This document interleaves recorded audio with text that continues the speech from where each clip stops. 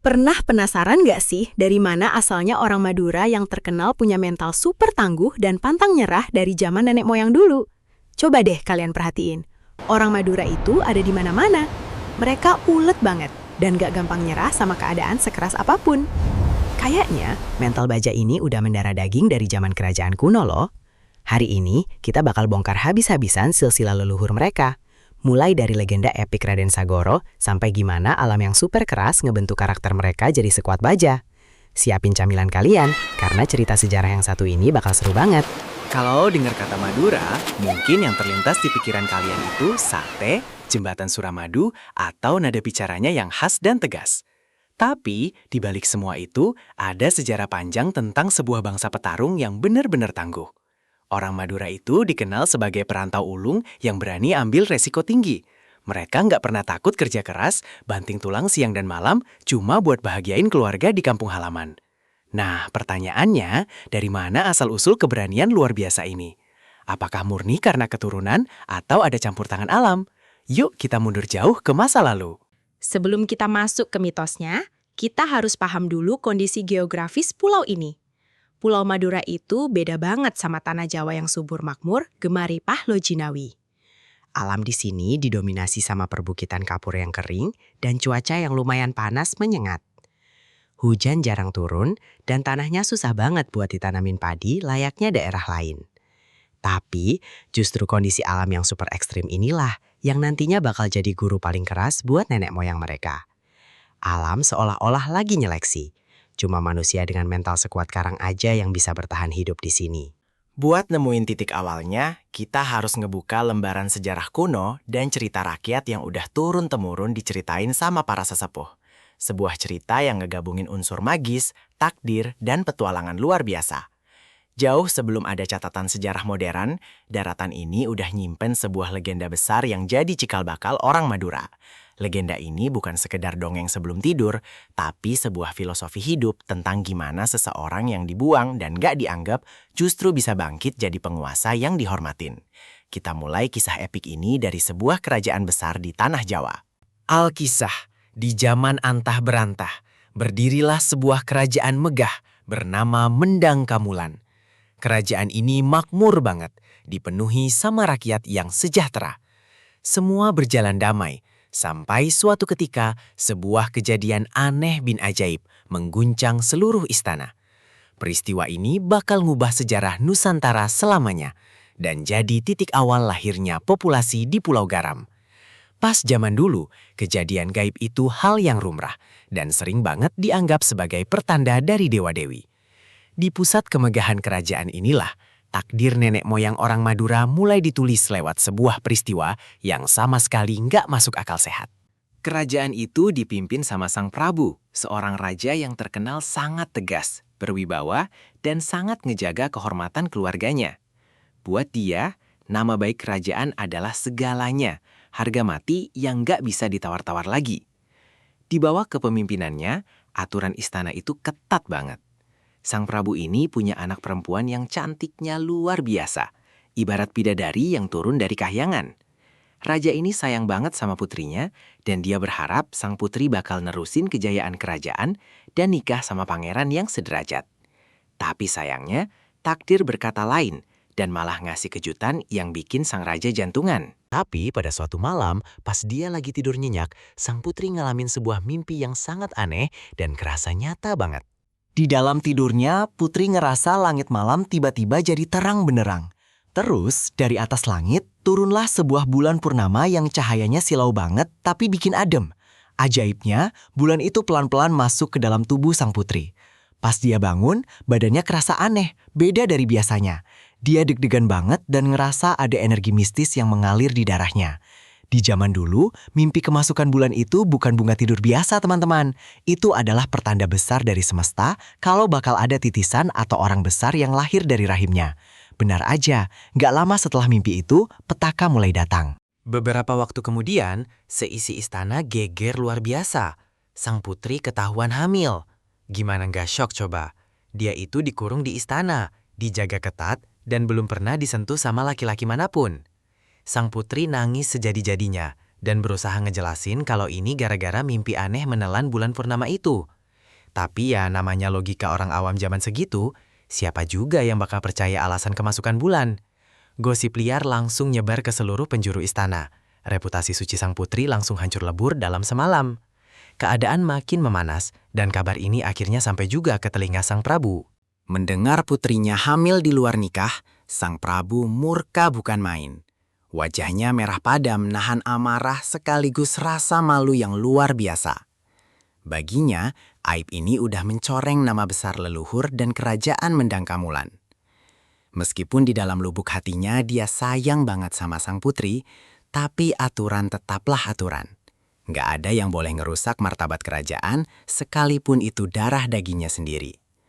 Dengan hati yang berat dan suara yang bergetar nahan emosi, sang Prabu akhirnya ngambil keputusan paling kejam dalam hidupnya. Keputusan yang bakal nentuin awal mula lahirnya peradaban baru. Sang Prabu manggil orang kepercayaannya, yaitu patih kerajaan. Titahnya tegas dan mengerikan, bawa sang putri ke hutan belantara dan bunuh dia. Sang raja merintahkan supaya patih membawa kembali bukti kematian putrinya. Di zaman itu, hukum emang sekeras itu teman-teman. Nggak ada toleransi buat yang bikin aib. Patih yang setia ini cuma bisa nunduk patuh, walaupun batinnya hancur. Dia tahu banget sang putri itu orang baik dan mustahil ngelakuin hal nista kayak gitu. Tapi sebagai bawahan, dia nggak punya pilihan selain ngejalanin perintah raja.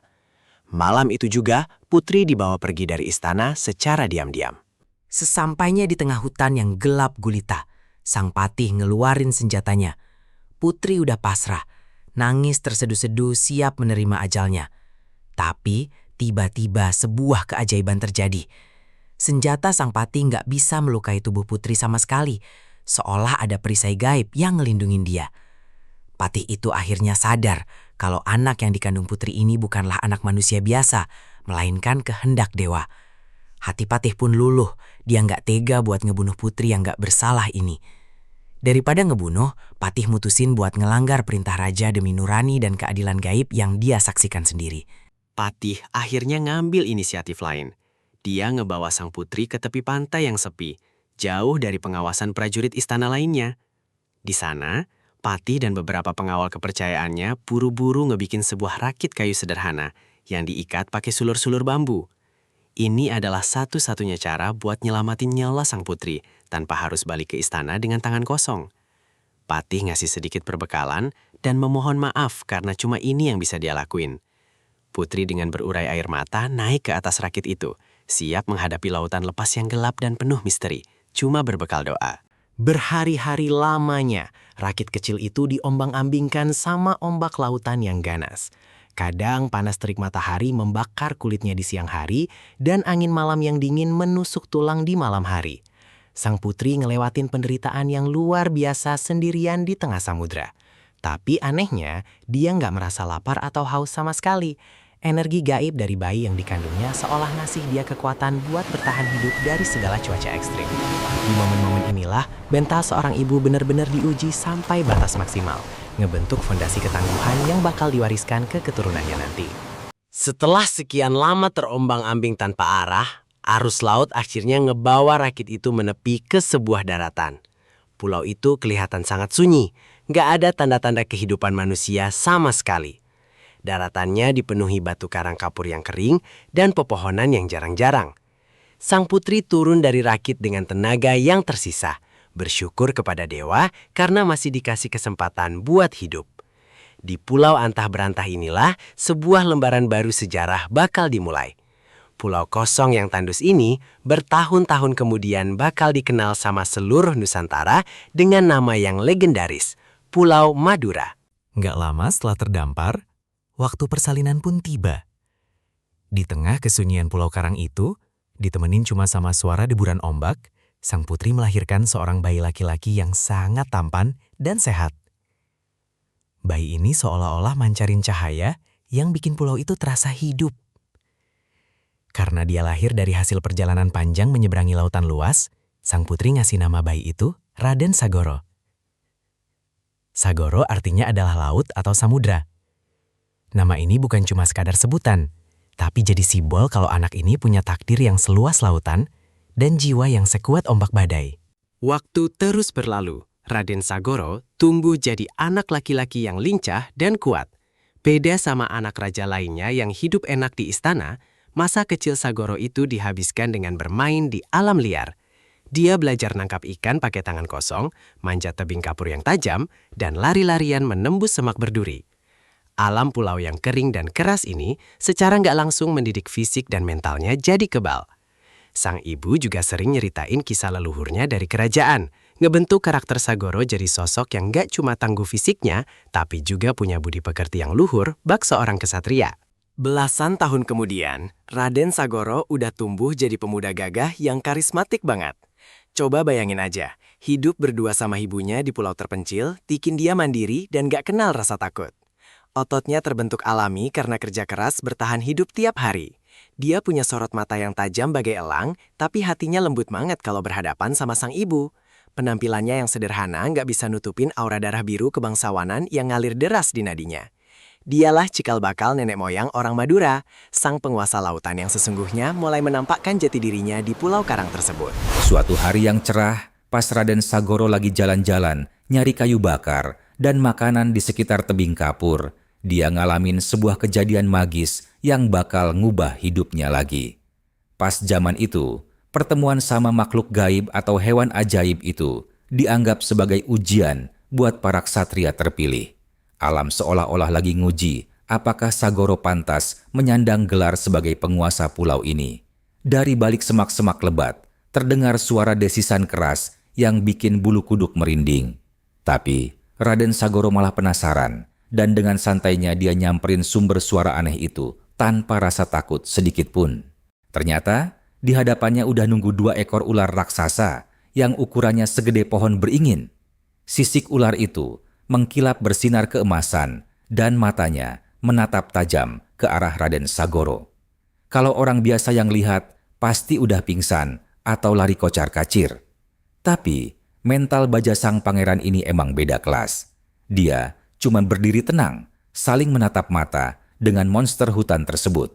Anehnya, 2 ular raksasa itu bukannya nyerang, tapi malah menundukkan kepala mereka ke tanah, seolah-olah lagi ngasih penghormatan ke raja baru mereka.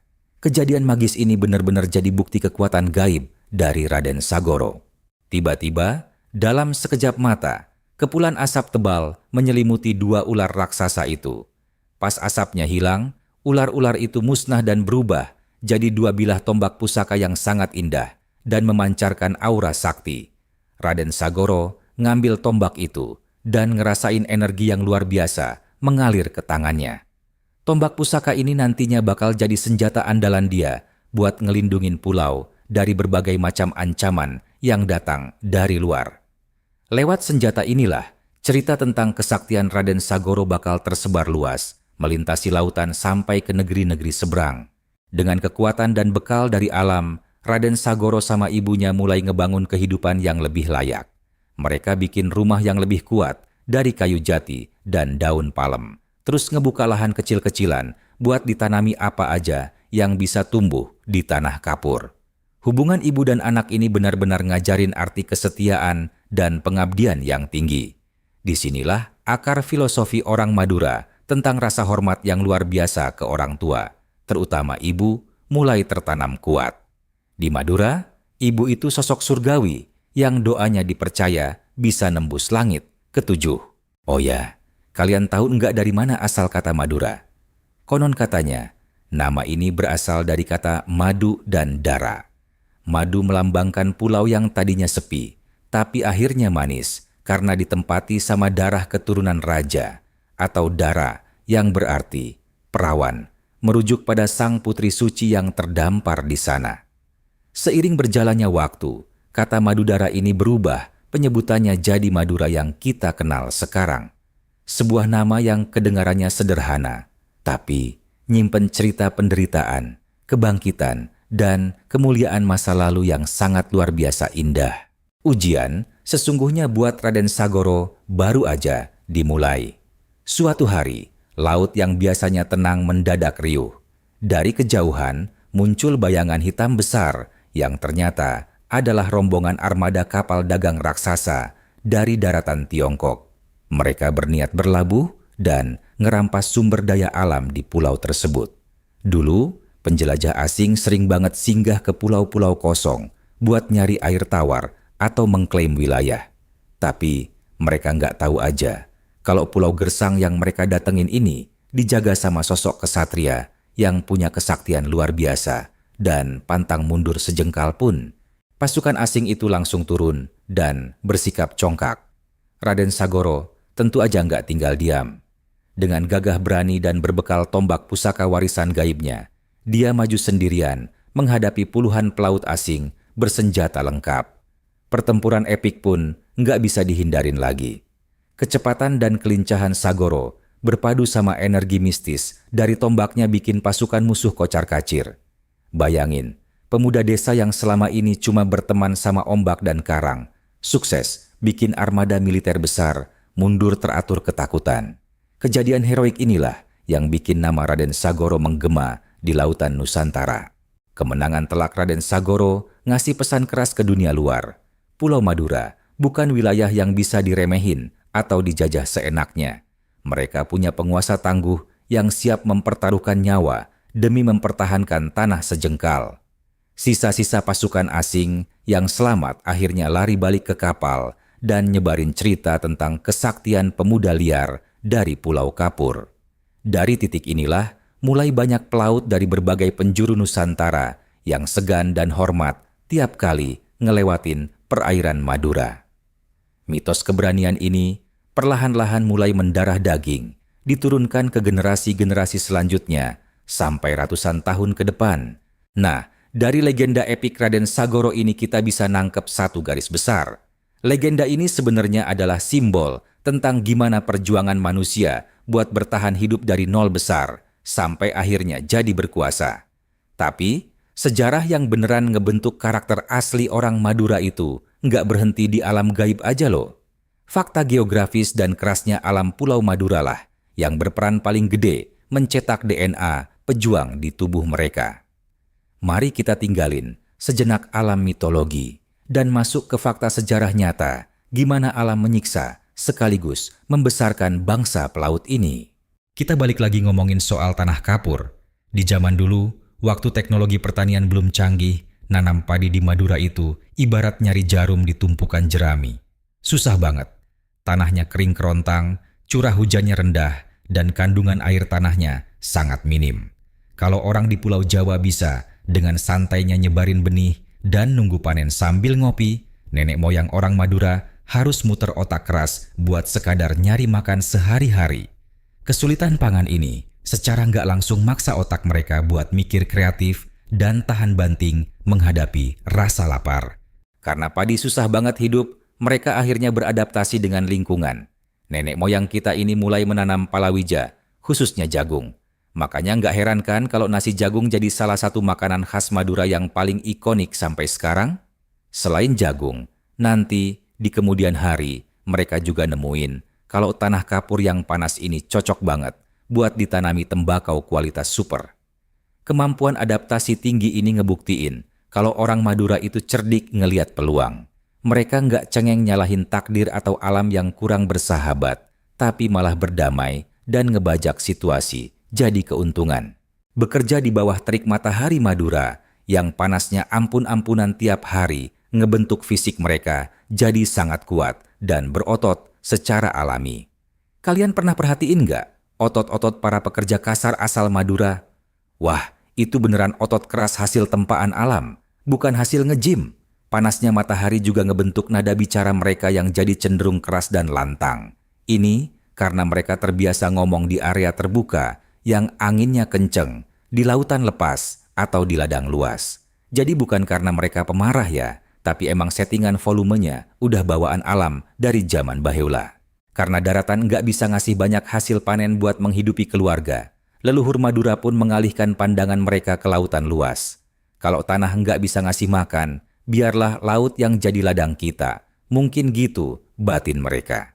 Mereka pun beralih profesi, jadi nelayan dan pelaut yang sangat berani. Menghadapi ombak ganas, badai laut, dan cuaca laut yang nggak menentu udah jadi makanan sehari-hari. Tradisi melaut ini ngajarin mereka buat nggak gampang panik saat ada krisis, fokus nyari solusi, dan punya naluri bertahan hidup alias survival skills yang luar biasa tinggi. Dengan kemahiran mereka berlayar, orang Madura di zaman kuno mulai melakukan ekspansi. Mereka nggak cuma nyari ikan, tapi juga mulai berniaga atau berdagang antar pulau. Mereka ngebawa garam, ikan asin, dan hasil bumi lainnya ke Pulau Jawa dan pulau-pulau sekitarnya. Jiwa dagang yang gigih, pinter nawar, dan ngerti perputaran uang ini jadi modal dasar. Kenapa banyak banget orang Madura sukses jadi pengusaha mandiri. Dari zaman perahu layar sampai zaman ojek online sekarang, mental pebisnis mandiri ini udah terukir rapi di dalam DNA mereka. Nggak suka jadi bawahan, tapi suka berdikari. Dan ngomongin soal Madura, nggak afdol kalau kita nggak bahas soal garam. Dari zaman nenek moyang dulu, mereka udah tahu cara ngemanfaatin sinar matahari yang terik dan air laut buat dibikin kristal garam. Proses bikin garam itu butuh kesabaran ekstra dan kerja fisik yang sangat berat. Berkat keuletan mereka memproduksi garam bermutu, Madura jadi pemasok utama kebutuhan garam kerajaan-kerajaan besar di Nusantara. Fakta inilah yang bikin pulau ini dijuluki Pulau Garam. Kristal putih ini juga seakan jadi simbol karakter warganya. Terlihat sederhana, tapi punya rasa yang tajam dan esensial banget. Selain kerja keras, ada satu filosofi sakti yang dijunjung tinggi banget sama orang Madura dari abad ke abad. Namanya Bupa, Bhabhu, Guru, Rato. Artinya, urutan orang yang harus dihormati mutlak adalah Bapa, Ibu, Guru, baru kemudian Raja atau pemimpin. Filosofi inilah yang bikin mereka terkenal sangat setia, patuh, dan punya solidaritas kekerabatan yang eratnya minta ampun. Kalau udah saling kenal dan anggap saudara, mereka rela berkorban apa aja.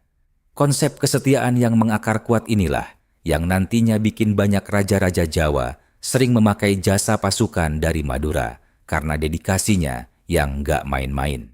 Sekarang kita melompat ke masa keemasan kerajaan di Nusantara, yaitu era Majapahit.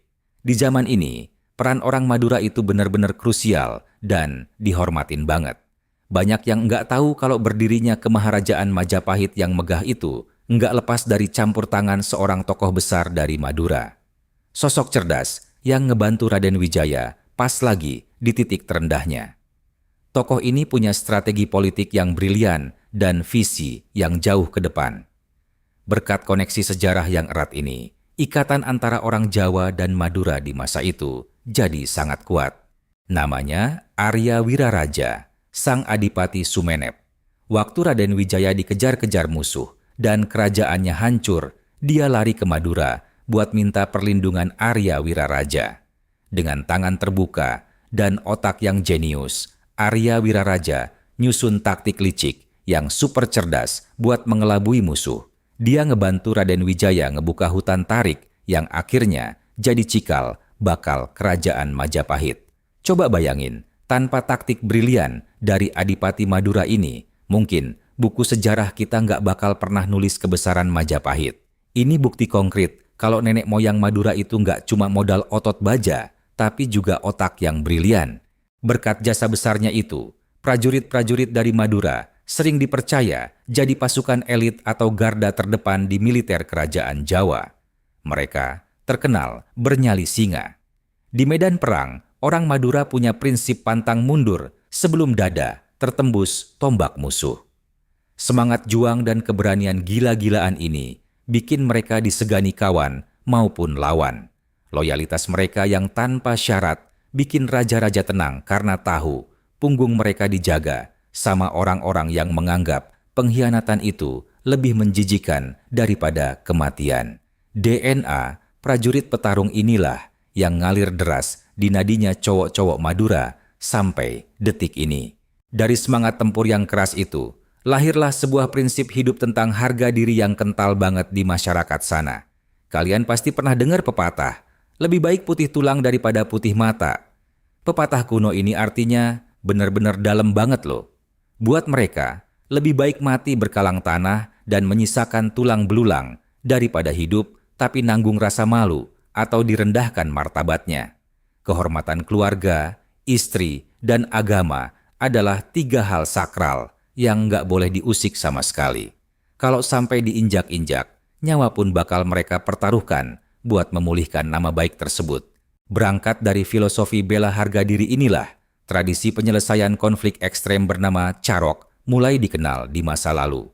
Walaupun di zaman modern ini, tradisi tersebut udah hampir hilang karena melanggar hukum, tapi sejarah mencatat bahwa Carok bukanlah tindak kriminal acak. Di zaman kolonial, Carok adalah jalan terakhir kesatria buat nebus harga diri keluarga yang dinodai parah. Senjata celurit yang aslinya cuma alat pertanian biasa buat motong rumput, berubah wujud jadi simbol penyelesaian adat yang paling berdarah. Tapi tenang aja, orang Madura aslinya hangat kok kalau harga dirinya dihormati. Karakter keras dan petarung ini perlahan-lahan mulai ngalamin perubahan besar pas ajaran Islam masuk ke Nusantara, termasuk ke Pulau Madura. Para ulama dan kiai menyebarkan agama dengan pendekatan budaya yang sangat halus. Karakter masyarakat Madura yang pada dasarnya menjunjung tinggi kesetiaan dan hierarki, bikin mereka gampang banget nerima sosok kiai sebagai guru spiritual. Dalam waktu yang relatif singkat, Islam mendarah daging dan menjadi identitas baru yang tak terpisahkan. Ajaran agama ini sukses melembutkan sisi temperamental mereka, ngubah agresi jadi semangat ibadah dan gotong royong. Nah, perpaduan antara mental petarung jalanan yang keras sama ketaatan agama yang tinggi inilah yang bikin karakter orang Madura itu unik banget. Mereka bisa kelihatan sangat sangar dan garang di luar, tapi kalau udah dengar azan berkumandang atau ketemu ulama panutan mereka langsung nunduk takzim, bagaikan anak kecil. Kekuatan spiritual dari pondok pesantren di Madura nyetak generasi-generasi penerus yang nggak cuma berotot kawat, tapi juga punya iman sekuat baja. Makanya, tradisi nyantri itu jadi kebanggaan luar biasa buat masyarakat sana sampai hari ini.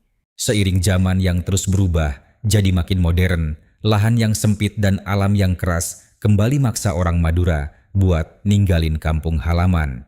Tradisi merantau atau keluar dari pulau buat nyari peruntungan udah jadi ritus kedewasaan buat laki-laki Madura. Mereka menyebar pakai kapal-kapal ke seluruh penjuru Indonesia. Modalnya cuma satu, keberanian dan nekat. Mereka percaya banget sama pepatah kalau rezeki itu ada di mana-mana selama kita mau berkeringat. Dan benar aja, di kota-kota besar, mereka langsung dominan di sektor-sektor usaha yang butuh stamina dan keuletan tingkat dewa. Coba perhatiin sekeliling kalian, siapa yang nguasain bisnis besi tua dan barang bekas yang omsetnya miliaran? Orang Madura. Siapa yang bisa buka pangkas rambut dengan layanan kilat, rapi, dan murah di tiap tikungan jalan? Pemuda Madura. Siapa yang sabar kipas-kipas sate pakai arang tiap malam dari ujung barat sampai ujung timur Indonesia? Yup, orang Madura lagi. Keberhasilan mereka di sektor informal ini adalah bukti nyata warisan dari semangat Raden Sagoro. Mereka nggak malu ngerjain hal-hal yang sering diremehin orang lain. Yang penting rezekinya halal dan berkah buat anak istri di rumah. Kalau kita renungin lagi, perjalanan sejarah dan asal-usul nenek moyang orang Madura ini emang benar-benar kayak film epik ya. Berawal dari cerita pembuangan tragis sang putri ke tengah laut, terdampar di Pulau Gersang tanpa harapan, sampai lahirnya seorang pemimpin yang dikaruniai kesaktian gaib. Lalu disambung sama kenyataan pahit betapa keringnya alam di perbukitan kapur yang justru ngegembleng mereka jadi ras petarung yang nggak cengeng. Ditambah lagi dengan filosofi kehormatan dan ketaatan spiritual, semuanya meracik sebuah resep sempurna yang ngehasilin manusia-manusia tangguh berhati baja. Jadi, itulah kisah luar biasa dari mana asalnya mental baja orang Madura. Dari legenda magis Raden Sagoro, kerasnya alam perbukitan kapur yang kering kerontang, badai lautan yang ganas, sampai filosofi hidup yang menjunjung tinggi harga diri dan kesetiaan.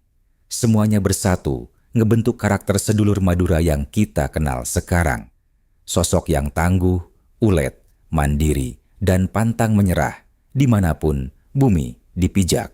Semoga kisah perjuangan nenek moyang ini bisa ngasih kita banyak inspirasi buat terus berjuang dalam hidup, sekokoh karang di lautan. Makasih udah dengerin sejarah seru ini sampai habis. Jangan lupa share dan subscribe channel ini. Dan sampai jumpa.